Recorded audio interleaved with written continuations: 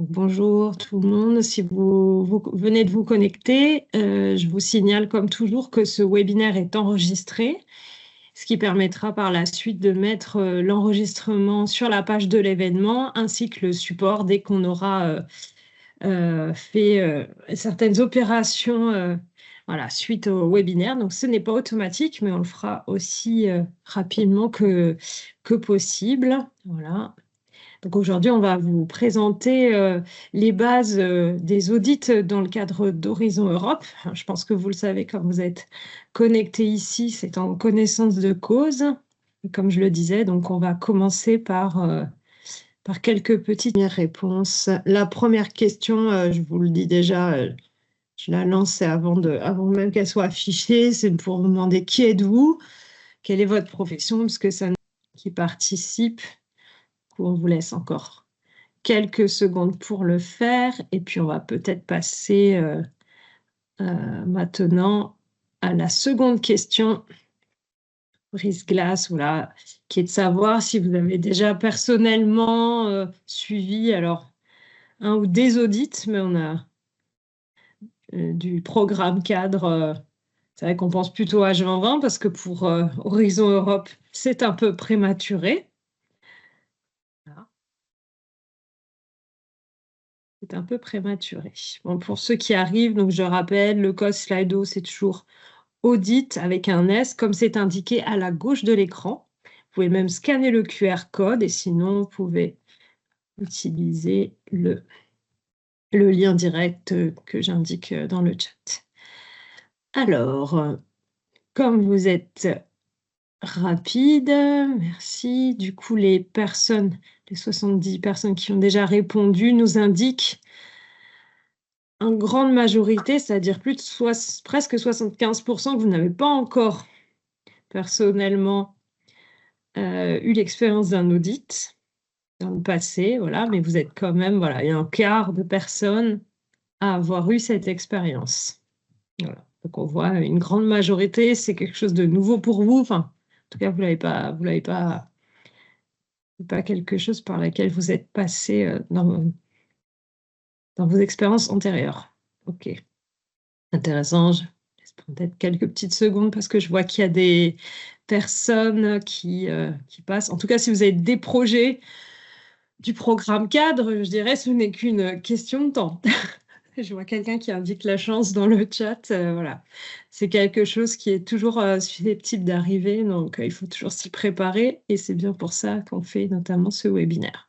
Très bien, je crois qu'on avait, il me semble, une autre question qu'on peut peut-être indiquer aussi maintenant, voilà, qui fait écho à quelque chose qu'on va aborder plus tard, voilà.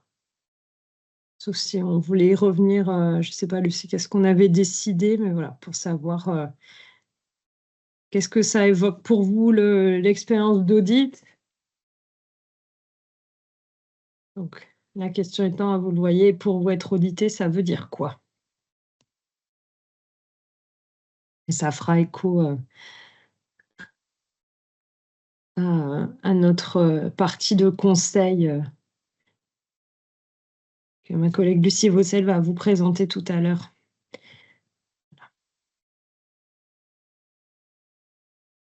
Oui, là, dans ce mode-là, je ne sais pas si tu peux du coup l'activer, Lucie. C'est moi, je crois que j'avais caché les réponses, mais voilà. Vous voyez pas mal de choses. Et on pourra peut-être aussi y revenir au début de la troisième partie si jamais vous voulez compléter ou pour ceux qui n'étaient pas là. Mais voilà. Donc, vous voyez, il y a des petits smileys, de petits émoticônes qui font une drôle de tête. Parce que je pense quand on parle d'audit, c'est vrai que c'est toujours quelque chose qui paraît compliqué et angoissant. Voilà, donc, mais bon, il y a quand même des mots aussi positifs comme transparence ou des mots neutres, vérification, contrôle, voilà, mais pas mal de choses, voilà, avec des petits qui montrent que c'est une expérience compliquée, avec du stress, pas mal à passer par ces petites introductions et brise-glace. Donc, merci à tous pour votre participation. Toujours vous rappeler voilà, que le contenu de ces webinaires, c'est le reflet des documents qui sont les documents de la Commission européenne. Voilà, on essaye de faire au mieux pour vous présenter ces règles et l'interprétation qu'on en fait. En tout cas, c'est ça le message que je veux vous faire passer avec cette diapositive. Donc, pour introduire donc le webinaire, d'abord, donc voilà, vous rappelez le sujet du jour, c'est la base, mis entre parenthèses, mais ça reste la base des audits, puisque en fait, on est quand même dans une phase assez amont, où là, vous allez commencer à avoir des audits Horizon Europe, mais ça n'a pas encore été le cas, et c'est bien pour ça que la CE a donné notamment a livré assez récemment des annotations sur certains articles qui concernaient ces contrôles et audits. Contrôle et audit financier, c'est vraiment le sujet sur lequel on va s'arrêter aujourd'hui, donc des projets Horizon Europe uniquement. Donc aujourd'hui, voilà, on a différents objectifs croisés, comprendre le déroulement des audits menés par la Commission européenne, connaître les différents niveaux d'audit, les différents types de contrôle et d'audit que vous pouvez avoir dans le cadre des projets Horizon Europe, comprendre la procédure liée à chacun de ces types d'audits, également avoir à l'esprit les conséquences de ces audits, et puis aussi, et je l'évoquais il y a une minute, voilà, partager des conseils pratiques sur les audits pour compléter ces aspects plus théoriques, je dirais. Donc, on ne va pas aborder aujourd'hui les audits d'âge 2020, ni les règles d'éligibilité des coûts, parce qu'on a fait un certain nombre de webinaires sur le sujet et on continuera à en faire d'ailleurs dans le futur et pas plus tard que cet automne. On ne parlera pas de la gestion du coût des projets, du reporting, des outils de suivi. On se focalise vraiment sur les contrôles des audits. Et du coup, on ne fera pas non plus le point comment éviter les erreurs de déclaration de coûts qui est liée à l'éligibilité. Voilà, donc ça permet de cadrer le sujet. Toujours, on vous indique un sommaire, ce qui vous permettra après de naviguer plus facilement sur le support quand il sera en ligne. Voilà. Petit rappel aussi sur le micro, mais je pense que là, voilà, faites attention bien à avoir vos micros coupés, parce que c'est vrai qu'on est nombreux connectés, donc ça peut être compliqué sinon avec les bruits parasites.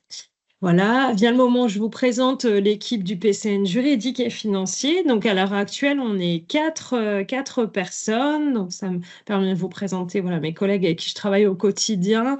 Irénée Créta, Cécile Barra, Lucie Vaucel, qui sont toutes les trois avec moi cet après-midi. Puis, on va accueillir du coup une nouvelle collègue juriste qui va nous rejoindre cet automne. Voilà. On croise les doigts, donc on en sera à nouveau 5 à partir de ce moment-là. En tout cas, on renforce l'effectif, ce qui ne fera pas du luxe nous concernant. Vous rappelez aussi, si vous n'avez pas déjà entendu l'information, voilà, qu'on est là pour donc informer sur les conditions de participation d'Horizon Europe et toujours aussi d'Horizon 2020, et qu'on le fait donc hormis ces événements, ces webinaires par ce qu'on appelle la hotline, où on répond par téléphone ou par mail tous les participants qui peuvent nous solliciter. Puis vous pouvez trouver notre actualité via le portail français. On en parle dans les ressources également à la fin de ce webinaire. Donc, je ne m'y attarde pas à ce stade. Et comme ça, vous avez un lien direct pour le faire. Voilà, je pense que j'ai rien oublié pour l'introduction. Et maintenant, je vais laisser la parole à mes collègues, donc Cécile Barra et Irénée Créta, ne sachant plus laquelle des deux commence, pour présenter donc les différents types d'audits et la procédure des audits Horizon Europe. C'est à vous, mesdames. Merci Fanny, donc c'est Irénée qui commence. Bonjour, bon après-midi à toutes et à tous. Je vais reprendre le partage de l'écran, Fanny, comme ça c'est plus simple. Merci. Est-ce que c'est Parfait. OK? C'est bon pour moi. Merci. Alors, on va démarrer en présentant le type d'audit et la procédure d'audit pour avoir clair un peu une vision large de tout ce qui c'est un audit dans Horizon Europe. Il faut savoir que les règles par rapport au contrôle ex ante et contrôle ex post dans les programmes Horizon Europe sont contenues à l'intérieur de l'article 25 du modèle de convention de subvention et qui est un article différent par rapport à ce qu'on connaissait dans Horizon 2020 parce que c'était article 22, si je ne me trompe pas. Donc, les règles ont changé de place et donc maintenant, on les retrouve à l'article 25 quand on parle de Horizon Europe. Et cet article mentionne trois types de contrôles, ex ante et ex post. Donc, on commence avec les checks, qu'en français, on appelle ça vérification. Et les checks sont menés normalement ou par l'autorité d'octroi ou par la commission, dans les cas où la commission n'est pas l'autorité d'octroi. Ils peuvent être menés soit pendant qu'après la fin du projet. Et les focus d'une vérification est assez large parce qu'en fait, il peut avoir comme objet tous les aspects concernant l'exécution, la mise en œuvre du projet. Donc, par exemple, pour vous donner un exemple pratique, on a un check au moment où la commission ou l'autorité d'octroi vérifie les rapports techniques ou vérifie les livrables à l'intérieur d'un projet. Il s'agit d'une vérification. Donc, c'est quelque chose de continu qui se fait sur tous les aspects des mises en œuvre d'un projet. Après, on peut avoir de project reviews qui en français donc, sont les revues. Et même chose, elles peuvent être menées ou par l'autorité d'octroi ou par la Commission européenne dans les cas où la Commission européenne n'est pas l'autorité d'octroi. Ça peut arriver, et très, très fréquemment en plus.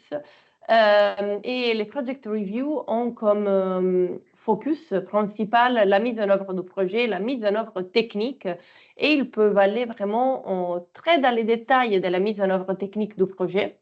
Et parfois peuvent aussi concerner des aspects financiers et budgétaires du projet ou le respect d'autres obligations de la convention de subvention. Mais vraiment, les focus principaux est normalement la mise en œuvre technique, et donc tous les aspects vraiment spécifiques des résultats, des activités qui sont menées à l'intérieur du projet.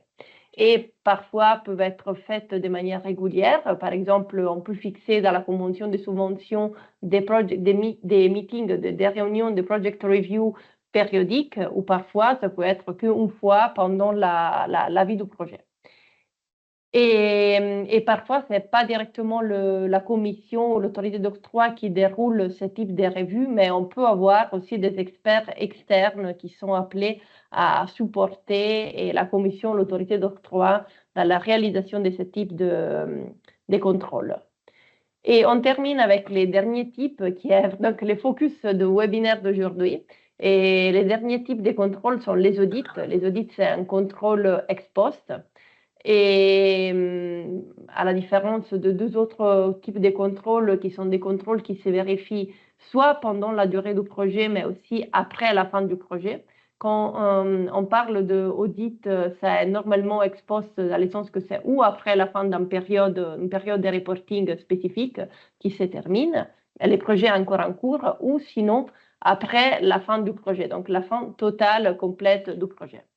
Et l'audit est mené normalement par l'autorité d'octroi ou la Commission européenne, même chose, qui peuvent parfois mandater un cabinet externe qui réalise l'audit. Et le focus principal de l'audit est la mise en œuvre financière du projet, mais aussi ils peuvent contrôler les auditeurs des autres aspects techniques ou le respect de certaines obligations prévues dans la convention de subvention.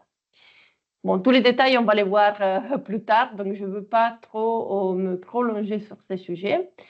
Et on va voir quelles sont les nouveautés de l'article 25 de la Convention de subvention d'Horizon Europe, parce que cet article, donc, outre qu'on les retrouve, les règles de contrôle, on les retrouve à l'article 25 et pas à l'article 22, si je ne me trompe pas. Il y a aussi des autres nouvelles règles qui ont été ajoutées, qu'on ne connaissait pas auparavant, et donc c'est bien de mentionner parce qu'ils ont quand même un impact dans la gestion du projet. Donc d'abord, c'est l'article 25.3 et 25.1.3. Donc il y a aussi les références des pages spécifiques. Et cet article, cette nouvelle clause prévoit que dans les cas de financement qui utilisent des formes de coûts simplifiés, donc pour rappel le lump sum, les coûts unitaires ou les flat rates, la commission peut demander, en cas d'audit, des documents comptables aux bénéficiaires pour vérifier les coûts réels. Même donc si ces éléments sont censés être couverts par des formes de coûts simplifiés. Et tout ça peut être fait, si est fait, normalement est fait pour des fins exclusivement statistiques. Et il est bien spécifié que ce type de contrôle n'aura normalement pas de conséquences financières pour les bénéficiaires. Donc, apparemment, donc, il faut être tranquille par rapport à cette nouvelle prévision, mais il faut savoir que ça peut arriver, même dans les cadres des projets qui utilisent des formes de coûts simplifiés, de devoir afficher les coûts réels juste pour des fins statistiques. Deuxième nouveauté, c'est l'article 25.2. En fait, cette nouvelle prévision, on prévoit que, de manière nouvelle, parce que ça n'existait pas avant, que dans les cas où la Commission européenne n'est pas à l'autorité d'octroi, parce que en fait, l'autorité d'octroi peut être une agence exécutive ou sinon une joint undertaking dans les cas des partenariats institutionnalisés. Mais bon, dans ces cas-là, où la Commission européenne donc n'est pas autorité d'octroi, elles peuvent quand même, elles gardent quand même un droit de contrôle, revue et audit vers ces projets-là, au même niveau, au même type que l'autorité d'octroi. Donc, dans ces cas-là, on a deux possibilités de contrôle, soit par l'autorité d'octroi elle-même ou par la Commission européenne qui n'est pas autorité d'octroi directe dans les cas spécifiques. Et article 25.4, c'est la dernière nouveauté, et c'est dans cet article qui prévoit les droits de pouvoir mener des audits ou des enquêtes par d'autres organisations européennes, institutions européennes hors Commission européenne. Ça existait déjà, et il y avait toujours l'OLAF et la Cour européenne des comptes qui étaient mentionnés. Mais maintenant, la Commission a ajouté l'EPO. Donc, c'est les parquets européens qui étaient qui est en vigueur, qui est actif, excusez-moi, depuis le 2021. Et donc, c'est les parquets européens qui peuvent mener des enquêtes et par rapport à des faits, des activités qui sont censées porter atteinte au budget de l'Union européenne. Et donc, pour cela, en raison de sa mission spécifique, qu'il peut aussi mener des audits, des contrôles ou des enquêtes dans les cas des projets européens. Un peu comme l'OLAF et la Cour européenne des comptes. C'est un cas un peu plus spécial, un peu plus pénal, on peut dire, parce qu'il s'agit des enquêtes pénales, et donc c'est un peu plus spécifique. Et si on reste donc dans les cadres de l'audit, qui est l'objet de webinaire d'aujourd'hui, il faut distinguer entre deux catégories d'audit. Même si ce mot audit est utilisé de manière pas vraiment très appropriée quand on parle de certificats sur les états financiers, donc les certificats on the financial statement, on a l'habitude d'entendre parfois audit des premiers niveaux. C'est pas vraiment un audit, mais bon, on l'a introduit, on va l'introduire à l'intérieur de cette catégorie parce que ça fait partie quand même des types de contrôles qui peuvent être menés par rapport aux aspects financiers d'un projet. Et donc, c'est un contrôle qui est fait dans les projets de manière obligatoire quand la contribution totale demandée par les bénéficiaires est égale ou supérieure à 430 000 euros. Donc, une fois qu'on arrive à cette feuille-là, on a l'obligation de soumettre à l'autorité d'octroi un certificat sur les états financiers qui doit être établi par un cabinet d'audit spécifiquement mandaté ou par un autre commissaire aux comptes ou agent comptable et qui donc certifie les coûts qui ont été déclarés par les bénéficiaires. Et il faut savoir, on va revenir sur ces sujets plus tard, c'est juste une petite introduction, mais il faut savoir que c'est très important de rappeler que les coûts d'établissement dans le CFS est un coût éligible. Donc, dans la catégorie autres coûts directs, donc on peut déclarer ces coûts-là. Et le CFS est établi sur la base d'un modèle que la Commission européenne met à disposition des bénéficiaires. Donc, vous trouverez les modèles dans cette slide, il y a les liens, comme ça vous pourrez les consulter pour vérifier quels sont les aspects qui sont vérifiés. Et on va après voir les différents, on continue à voir les différentes catégories d'audit. Dans les différentes catégories d'audit, on peut avoir des audits qui, comme je disais tout à l'heure, qui sont menés par la Commission européenne ou l'autorité d'octroi, qui sont les audits plus classiques, qui on retrouve de manière plus commune, et sur la vérification des aspects financiers et des autres obligations de la Convention des subventions, et qui sont donc menées ou sur une période de rapport ou après la fin du projet. Et sont réalisées ou directement par la Commission, comme je disais tout à l'heure, ou l'autorité d'octroi, ou via un cabinet indépendant mandaté par la Commission. Sinon, on peut voir toujours comme audit des audits qui sont menés par la Cour européenne la Cour des comptes européenne, et qui en fait va vérifier la bonne exécution du budget de l'Union par la Commission européenne. En fait, à la base, dans ces cadres-là, la Cour des comptes européenne audite la Commission européenne, et en étant que dans son activité, la Commission européenne finance des projets, l'audit va retomber sur les bénéficiaires des projets. Donc, on a une sorte d'audit à cascade qui retombe de la Commission européenne aux bénéficiaires du projet, mais il faut savoir que les sujets, l'entité auditée est la Commission européenne dans ces cas-là, pour vérifier la bonne exécution du budget de l'Union. Et après, on peut avoir des audits ou des enquêtes qui sont menées ou par l'OLAF, l'Office de lutte antifraude européen, donc qui peut mener des enquêtes sur les fraudes et la corruption au détriment du budget de l'Union, ou des audits et des enquêtes, comme je disais tout à l'heure, qui sont menées par les parquets européens, qui fait toujours des enquêtes contre des crimes qui portent atteinte au budget de l'Union. Donc, c'est un cadre plus pénal. Et qui peut être audité dans quel délai? D'abord, qui? Il faut savoir que tous les bénéficiaires, donc soit partenaires que coordinateurs, peuvent être audités dans les cadres d'Horizon Europe. Et c'est les bénéficiaires qui sont audités, ce n'est pas les projets qui sont audités. Donc, dans les cadres d'un projet de 15 partenaires, on peut avoir un partenaire qui est audité et ça n'a pas de retombées, des conséquences. Donc, ça ne signifie pas que les autres sont audités aussi.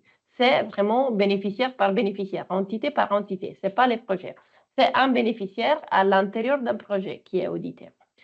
Mais aussi des autres participants au projet peuvent être audités.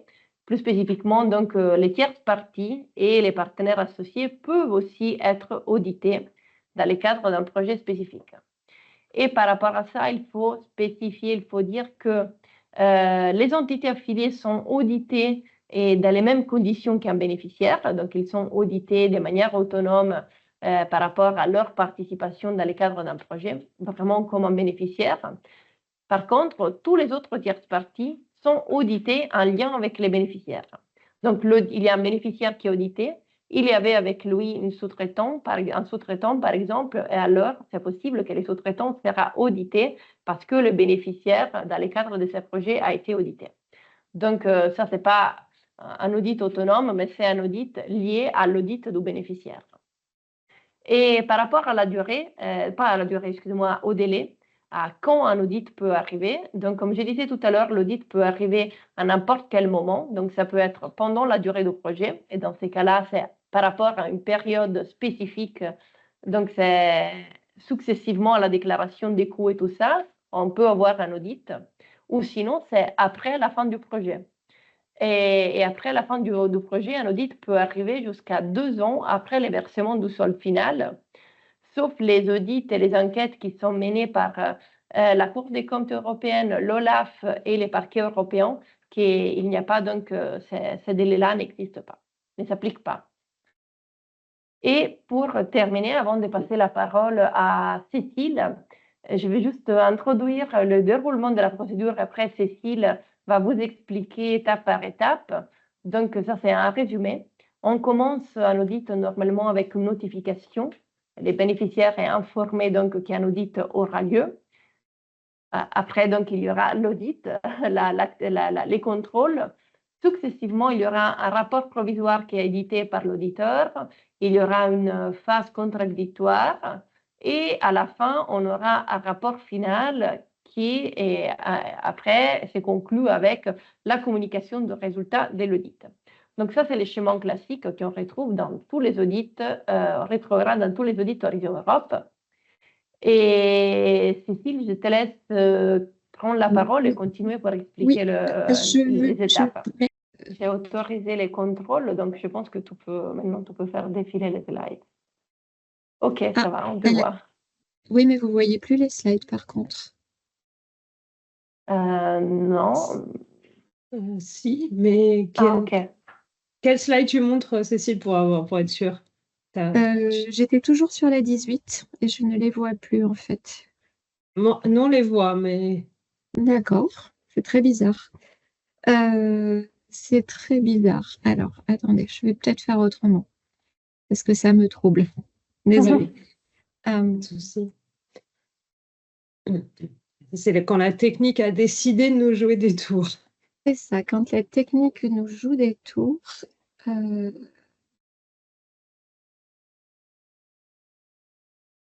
Est-ce que là, vous les voyez?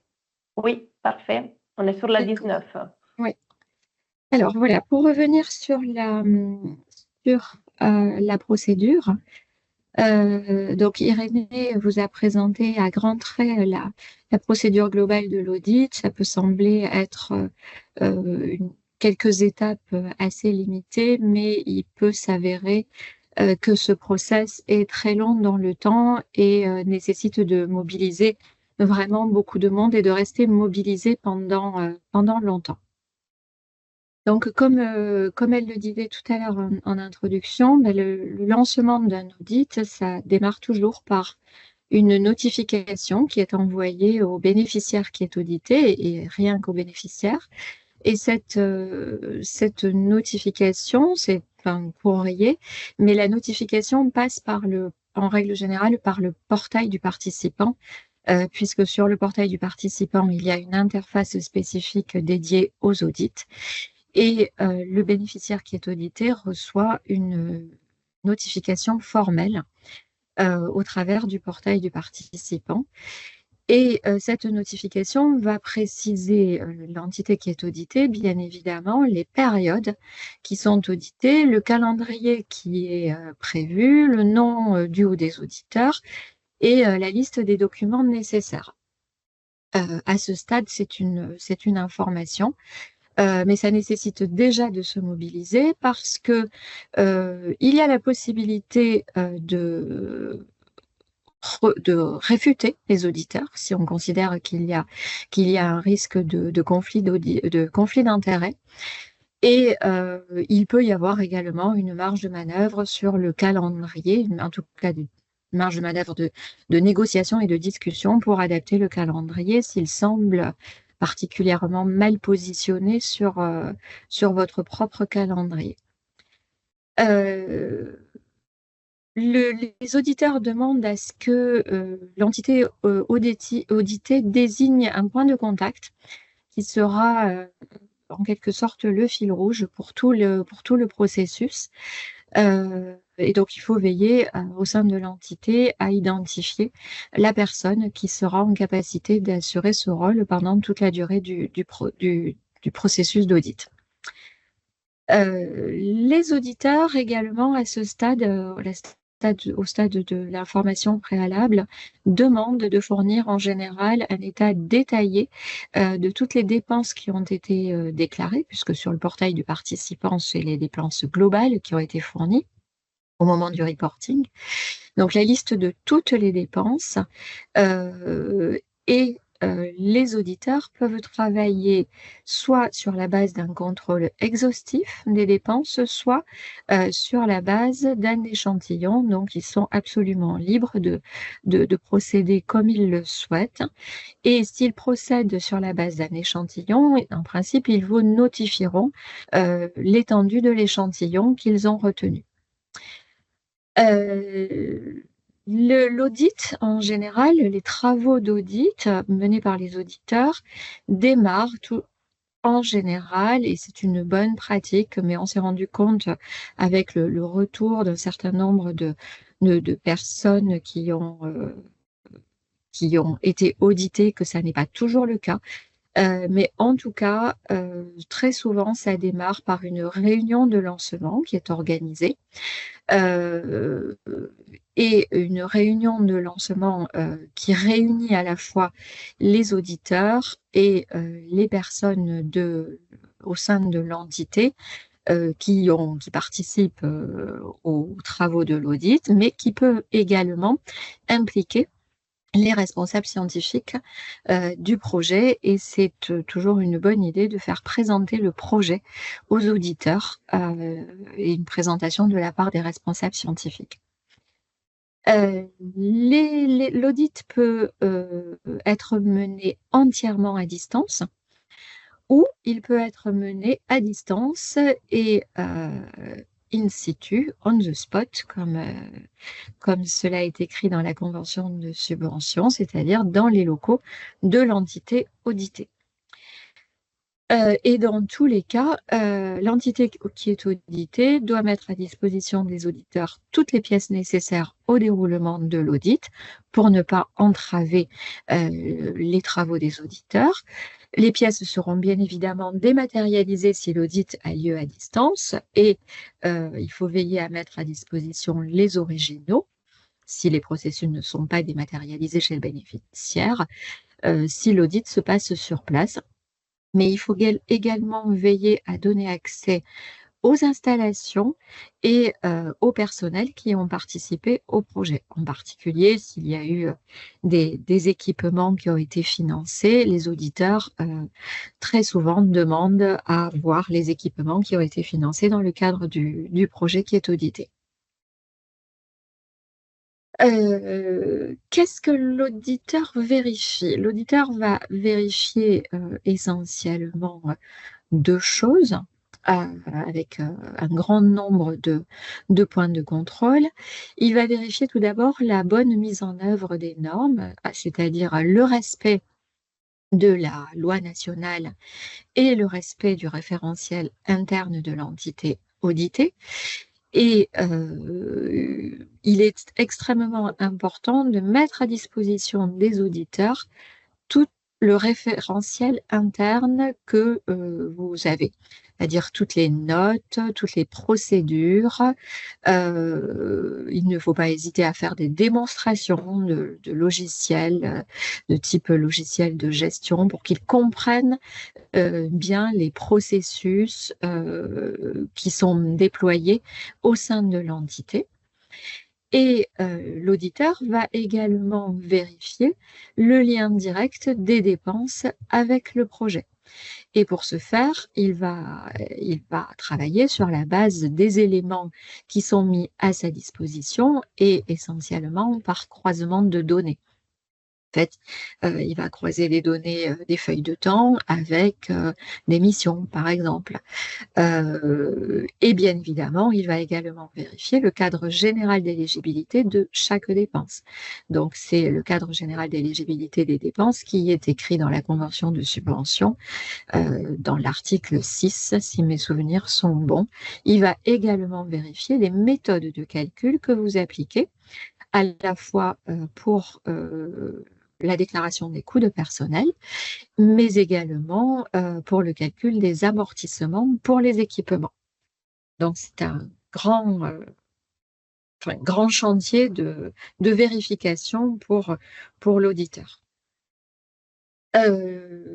Ici, vous avez repris un certain nombre de pièces justificatives qu'il est susceptible de demander Et de toute façon, la liste des pièces justificatives qu'il veut que des auditeurs veulent voir vous sera fournie. Donc, il faut veiller à bien donner toutes les pièces justificatives qui vous sont demandées. Et typiquement, et par exemple, pour les coûts de personnel, ils vont demander à voir les contrats de travail, les actes de nomination quand les personnels sont des fonctionnaires. Ils demandent également à voir les fiches de paye. Ils peuvent demander à avoir accès aux livres de paye, aux preuves de paiement des salaires également. Ils vont vérifier le détail du calcul du taux journalier, c'est-à-dire la manière dont vous appliquez la méthode qui est préconisée par la commission. Ils vont également vérifier les feuilles de temps ou les déclarations mensuelles et vérifier à cette occasion si vous respectez vos normes internes. Sur les équipements et les consommables, là, les points de contrôle qu'ils peuvent avoir et les pièces justificatives qu'ils veulent voir, ça va être bien évidemment les factures, les preuves de paiement des factures, les feuilles de temps d'utilisation des équipements, si les équipements ne sont pas utilisés à 100% dans le cadre du projet. Les preuves de mise en concurrence, le respect des règles d'achat de l'établissement. Pour les frais de mission, ça sera les ordres de mission. Bien évidemment, tout ce qui est facture et preuve de paiement des pièces justificatives, des dépenses, mais également, il regarde dans le détail toutes les dépenses qui sont supportées par les missionnaires, ça sera les frais de taxi, les factures d'hôtel, les frais de restauration, ça peut être tout ce qui est ticket de transport en commun. Donc, c'est un travail qui est très, très, très, très minutieux, mais également, dans le cadre des missions, ils vont pouvoir demander à avoir accès aux minutes de réunion, aux feuilles de présence, à tout support qui finalement fait le lien entre le déplacement et la mise en œuvre du projet. Et ça, c'est vrai pour toutes les dépenses, c'est le cadre de mise en œuvre du projet qui est vérifié. À la fin des travaux d'audit, lorsque l'auditeur a fini son travail de contrôle, en règle générale, de la même manière, il y a une réunion de clôture qui est organisée. Et c'est au cours de cette réunion de clôture que l'auditeur fait état de ses conclusions. De ses premières conclusions, de ce qu'il a constaté. Est-ce qu'il a trouvé des choses qui potentiellement pourront ouvrir droit pour la commission à un retour financier, à un remboursement. Par la suite, l'auditeur va rédiger un rapport qui est un rapport provisoire, qui est transmis à l'entité auditée. Et à la réception de ce rapport d'audit provisoire, s'ouvre ce que l'on appelle la phase contradictoire, c'est-à-dire que l'entité auditée a une période de 30 jours pour faire part de ses observations, pour répondre aux éléments que l'auditeur a soulevés dans son rapport préliminaire, dans son rapport provisoire. Sur la base des observations qui sont envoyées, l'auditeur prépare le rapport final. En principe, celui-ci est non contestable, sauf voie de recours, et il est transmis à l'entité auditée. Il y a également envoi d'une lettre de conclusion de l'audit qui communique le résultat. Il est précisé à la fois au moment de la réception du rapport d'audit provisoire et à la réception du rapport final que l'entité qui a été auditée ne doit pas effectuer d'action pour corriger les findings que l'auditeur aurait trouvés, puisque c'est à l'initiative de la commission et c'est la commission qui notifie à l'entité auditée la mise en œuvre des conclusions Et c'est dans ce cadre-là que l'entité auditée a enfin une ultime possibilité de formuler des observations. Donc voilà pour le processus, c'est un processus qui peut s'avérer très long dans le temps, et il peut en l'occurrence se passer beaucoup de temps entre le moment où on est audité, le moment où l'on reçoit le rapport provisoire, et le moment où l'on reçoit le rapport définitif. Quelle peut être la nature des résultats de l'audit? Alors, plusieurs hypothèses. L'hypothèse la plus favorable pour l'entité, c'est qu'il n'y a rien, l'auditeur n'a rien trouvé, c'est-à-dire qu'il constate juste une conformité du rapport financier avec les obligations de la convention de subvention. Ça, c'est l'hypothèse tout à fait idéale. Elle n'est pas théorique, ça arrive, et c'est tant mieux d'ailleurs pour les bénéficiaires. Autre hypothèse, l'auditeur peut formuler quelques recommandations sur des anomalies qui sont identifiées. Et là, le bénéficiaire devra peut-être adapter certains de ces process et suivre les recommandations du rapport d'audit. Autre hypothèse, il peut y avoir des coûts qui sont relevés comme étant non éligibles. Dans ce cas-là, ça se traduira par un reversement du financement correspondant. La commission éditera soit une note de débit, ou alors elle fera déduction de ce que le bénéficiaire doit des paiements ultérieurs sur le projet. Et enfin, hypothèse la plus problématique pour le bénéficiaire, c'est lorsque l'auditeur constate une erreur systémique. Et dans ce cas-là, malheureusement, ce qui se passe, c'est que l'auditeur extrapole à tous les projets de l'entité auditée l'erreur, et en fait, cela se traduit en général par une note de débit qui est beaucoup plus conséquente. Mais là encore, dans le rapport provisoire, il y a la possibilité de répondre point par point s'il y a une erreur systémique qui est identifiée. Et il faut vraiment se défendre sur ces sujets-là pour éviter d'avoir ce qualificatif dans le rapport d'audit. Il y a d'autres conséquences possibles des audits, des checks et des reviews.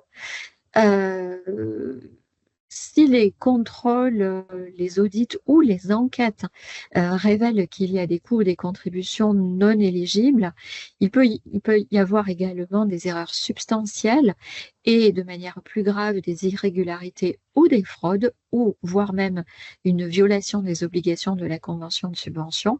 Il peut y avoir d'autres conséquences que le simple remboursement. Il peut y avoir une suspension du projet. Il peut y avoir une résiliation de la convention de subvention. Le rejet des coûts, je n'ai déjà parlé. Il peut y avoir une réduction de la subvention. Il peut y avoir une récupération intégrale des fonds. Et dans les cas très graves, et là on sera plutôt sur des fraudes, des irrégularités, ça peut aller jusqu'à l'exclusion du bénéficiaire, voire de sanctions financières pour le bénéficiaire. Donc les conséquences des contrôles peuvent être... alors, bien évidemment, il y a une gradation, mais il y a des conséquences qui peuvent être très graves pour le bénéficiaire. Il existe en principe un outil pour se préparer pour un audit. C'est ce qui s'appelle l'Indicative Audit Programme, qui avait été publié pour H2020 et qui est toujours disponible pour les projets H2020, puisqu'il y a encore énormément de projets en cours et potentiellement beaucoup de projets qui peuvent être audités. Ce document a été édité par la Commission et il garantit la cohérence des approches d'audit ainsi que celle de ses conclusions et dans le respect du principe d'égalité de traitement des bénéficiaires. Parce que vous l'aurez compris, les auditeurs peuvent être des auditeurs de la Commission, des auditeurs de cabinets d'audit, des auditeurs de Cour européenne, avec des cultures différentes, avec des origines différentes, venant d'entités plus ou moins rompues au projet européen. Donc ce document garantit quand même une forme d'égalité de traitement pour les bénéficiaires et il fournit également une orientation sur le processus d'audit lui-même.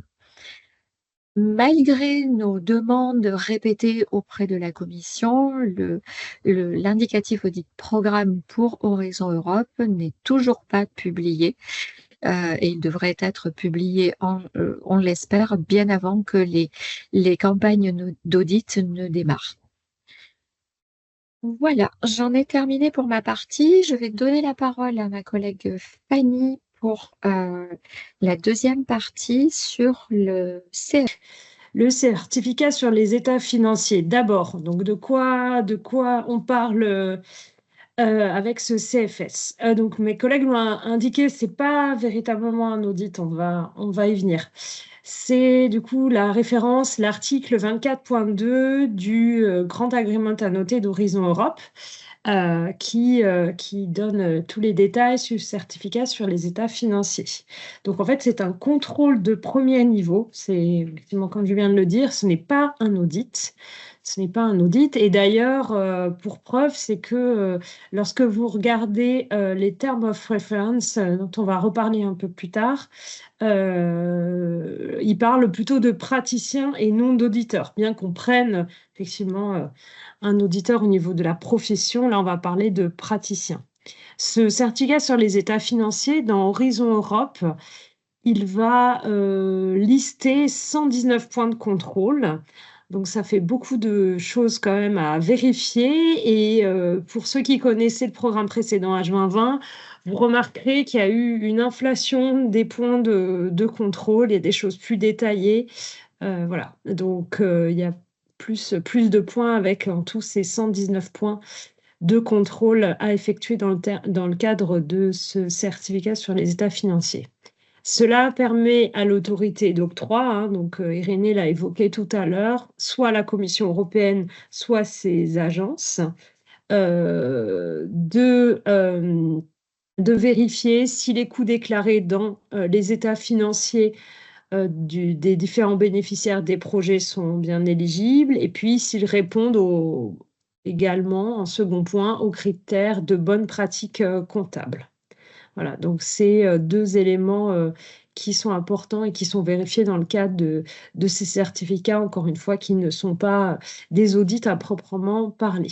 Alors j'espère que vous n'êtes pas beaucoup à avoir des problèmes d'affichage d'écran. Parfois, ça peut être dû à un souci de flux internet et voilà, qui fait que vous voyez les images avec du retard. Donc voilà. Donc désolé, voilà, essayez d'améliorer si c'est possible votre connexion, mais voilà, désolé, ça m'est arrivé aussi dans le passé.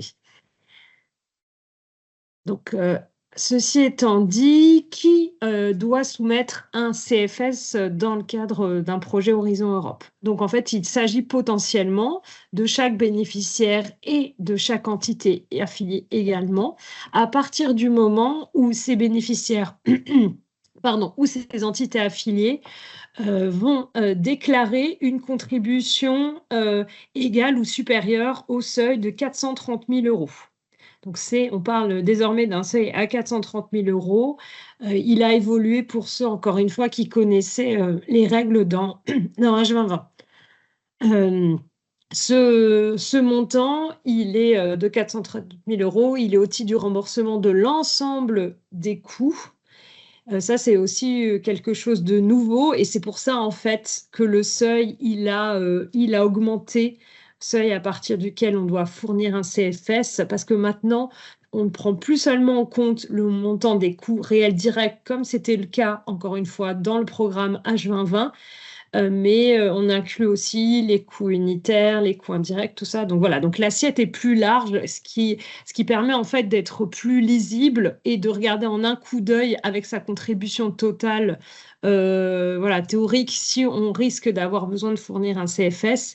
Donc c'est plus facile que de devoir éplucher, je dirais, un peu plus le tableau de budget et voir le montant des coûts réels et là en déduire qu'un CFS est nécessaire. C'est pour ça que ce changement a été fait dans Horizon Europe. Voilà, ça n'a pas été fait forcément d'ailleurs sur les autres programmes du MGA Corporate. Faites attention, je sais notamment que dans le manuel en ligne, comme c'est un outil corporate, est indiqué toujours le montant de 325 000 euros et ce n'est pas une erreur. C'est vraiment parce que 430 000 euros, c'est un montant spécifique à Horizon Europe. Voilà, donc sur qui doit soumettre un CFS. Donc, je l'ai déjà un petit peu du coup défloré en vous expliquant le changement avec H2020, mais c'est important de revenir voilà, sur la compréhension de quels coûts sont à prendre en compte pour le seuil et savoir si on atteint ce seuil de 430 000 euros. Sachant que le seuil ainsi que le calendrier, le moment auquel vous mettre le CFS sont précisés dans la datasheet. Vous savez, ce document récapitulatif qui reprend les points les plus importants, les points saillants de votre contrat de subvention avec la Commission européenne et que vous trouvez au début du Grant Agreement. Voilà. Et donc, c'est dans le point 4.3 de la datasheet que vous trouvez ces informations. Voilà. Donc, ça vous permet aussi de lever les doutes si vous en avez. Donc, ça dépend encore une fois du montant de la contribution demandée, comme je l'ai expliqué juste avant. Voilà. Attention, petite précision, voilà, les projets qui sont financés par somme forfaitaire, je ne l'ai pas indiqué ici, je devrais peut-être le rajouter entre parenthèses, on pense aux actions Marie Sklodowska-Curie, c'est le cas, et également les projets alloués par somme forfaitaire, donc les lump sum ne sont pas concernés. Donc du moment que vous êtes dans un projet Marie Sklodowska-Curie qui est financé par somme forfaitaire, et c'est le cas de la plupart des types de projets Marie Curie, et aussi que vous êtes un projet en lump sum, vous n'aurez absolument pas à fournir de certificat sur les états financiers puisque vous ne fournissez pas d'états financiers à proprement parler avec des coûts réels. Voilà. Donc ce seuil, voilà, c'est pour ça que vous pouvez le vérifier dans les documents et donc dans la datasheet, c'est calculé automatiquement par le système et ça l'est pour chaque entité de manière séparée. Et là, j'insiste là-dessus parce que c'est vrai que je vois qu'il y a beaucoup de questions sur le sujet et que c'est pas forcément clair dans les règles ce point.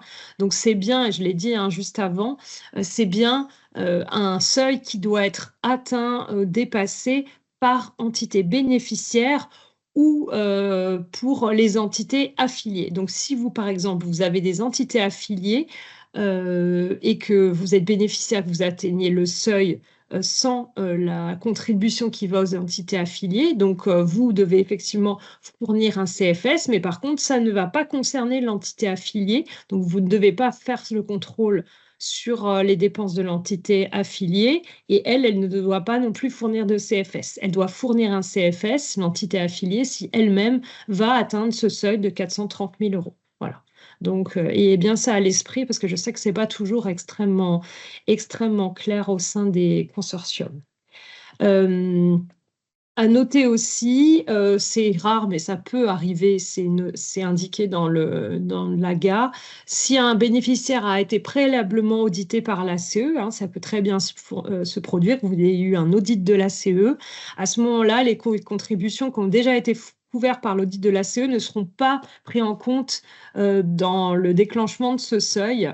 Voilà. Et si néanmoins, malgré tout, en déduisant ces coûts déjà audités par la CE, vous dépassez un seuil de 430 000 €, eh ben, vous n'avez pas à remettre dans l'assiette des coûts, enfin, ne pas être recontrôlé à nouveau ces coûts-là. Ça paraîtrait effectivement faire double emploi. Donc voilà, donc petite précision au cas où vous avez déjà eu un audit de la CE et que vous devez fournir un CFS dans le cadre d'un projet. Donc, quand est-ce qu'il faut soumettre un CFS? En fait, dans tous les cas, dans Horizon Europe, il faut fournir ce certificat sur les états financiers à la fin du projet, au même moment où vous allez devoir déposer en ligne sur la plateforme du projet l'état financier de la dernière période de rapport. Voilà. Et ce CFS, il est valable pour tous les coûts déclarés en fait durant le projet, d'où le fait qu'on le fournit en fin de projet. Et il est à fournir quand vous êtes à ce moment de ce rapport, comme l'état financier lui-même, au plus tard dans les 60 jours après la fin de la dernière période de rapport. Voilà. Donc il fait partie du rapport final à rendre si, encore une fois, vous devez fournir un CFS. Donc, qui peut établir maintenant un CFS? Donc, c'est un auditeur qualifié. Voilà, selon la législation, vous avez mis les références ici de la directive européenne qui précise cela. Cet auditeur, il doit être indépendant. Et ça doit être un auditeur externe, mais il y a une exception à ça dans les règles du programme. Pour les entités publiques, en effet, si vous avez assez d'indépendance entre l'agence comptable, par exemple, voilà, et les services qui vont faire les dépenses et valider les dépenses, à ce moment-là, en fait, ça peut être très bien pour une entité publique, son agent comptable, par exemple, qui va préparer le CFS. C'est aussi le cas pour les organisations internationales qui peuvent nommer un auditeur interne ou bien externe. De toute façon, dans les deux cas, quand vous êtes dans le public et que cet agent comptable ou équivalent a assez d'indépendance, il peut le faire, mais ce n'est pas une obligation. Il faut voir ça avec lui du moment que vous êtes concerné, voilà, pour vous assurer qu'il peut le faire. Mais en tout cas, c'est une possibilité. Vous n'êtes pas obligé alors de passer par un cabinet externe si vous êtes dans un établissement public qui remplit ces conditions. Donc, en France, qui peut établir un certificat sur les états financiers? Donc, ça peut être, je le disais, votre agent comptable. Ça peut être également, voilà, un commissaire aux comptes. Et son travail, évidemment, peut être à tout moment vérifié, contrôlé par la Commission européenne. Qu'est-ce que va contenir après, pour en venir voilà, au détail de ce document, qu'est-ce que va contenir un certificat sur les états financiers? Donc déjà, on a fourni ici un lien vers le modèle, puisqu'il existe un modèle de ce CFS qu'on trouve dans les documents de référence sur le portail. Vous trouvez ça dans la section Project Reporting Template. Puisque ça fait partie des éléments de reporting, en fait. Il n'est plus annexé, en revanche, au Grant Agreement, comme c'était le cas dans H2020. Et il va comprendre dans le détail deux parties distinctes. La première partie, je l'ai évoqué tout à l'heure, ce sont les Terms of Reference.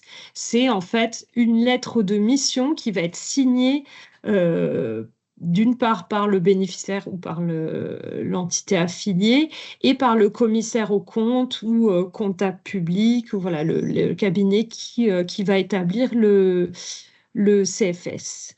Il expose en fait ce document, les conditions de réalisation de ce certificat sur les états financiers.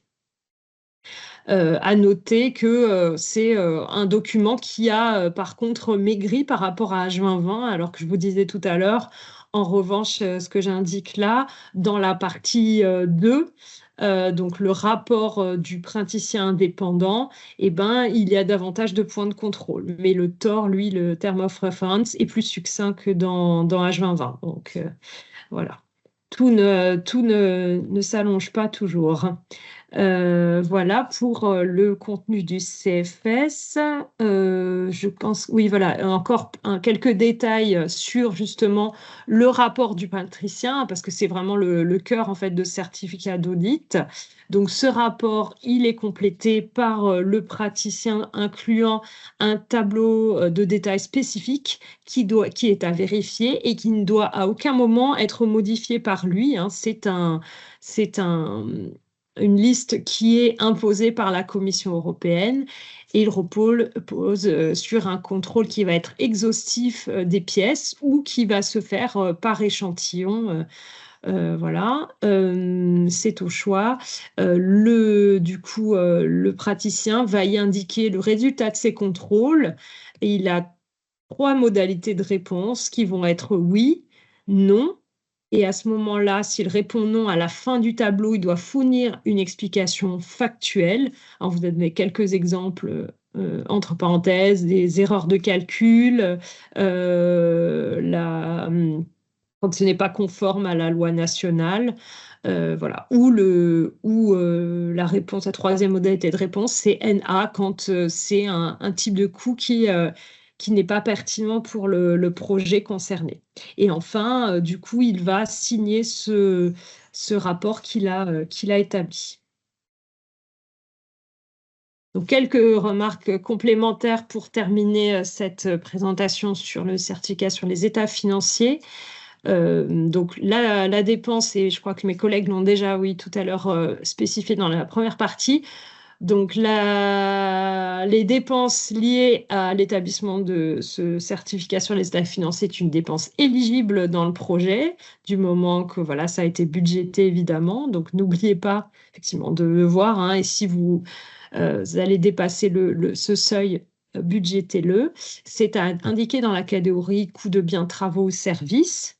Voilà, pas dans la catégorie sous-traitance, parce qu'on estime du point de vue de la Commission européenne que c'est une tâche qui est annexe, hein, c'est pas une tâche scientifique, c'est pour ça qu'on le met en autre coût et pas en sous-traitance.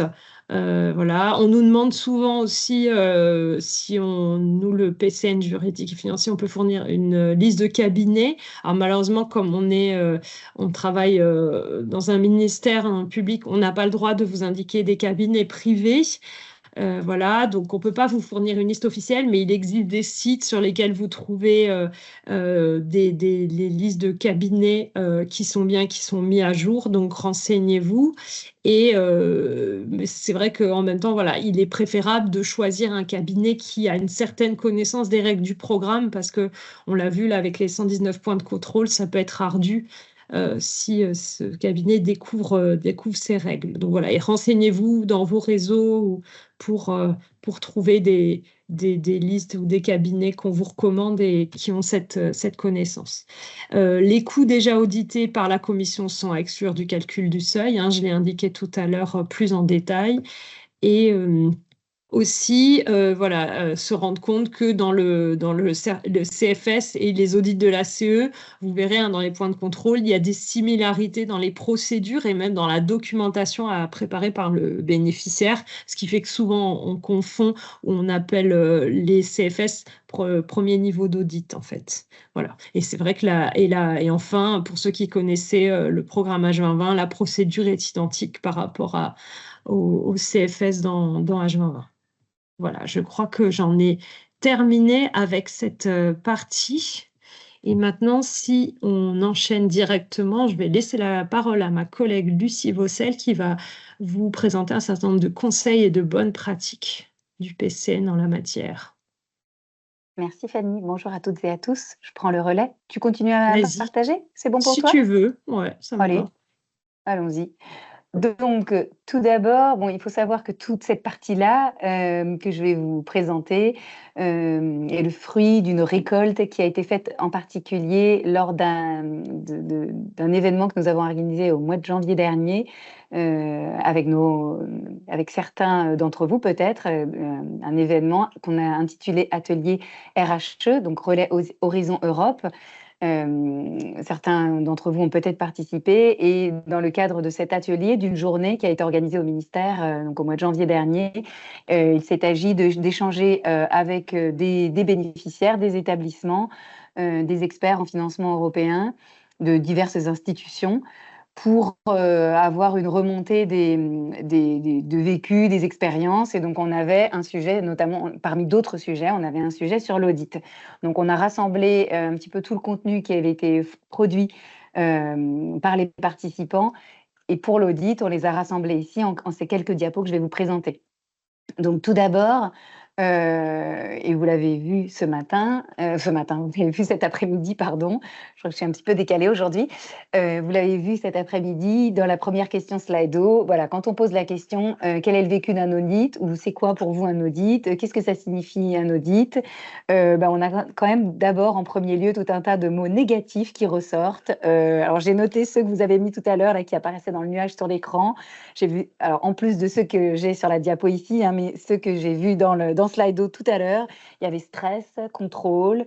J'ai vu quelqu'un qui avait écrit clavaire, donc j'imagine ça veut dire calvaire. J'ai vu chronophage, j'ai vu ça demande du temps, j'ai vu du boulot en plus, j'ai vu travail en plus, j'ai vu mal de crâne. Bon, bref, tout un tas de choses qui sont plutôt négatives, d'où les petits dessins émoticônes, voilà, qui sont pas très réjouissants.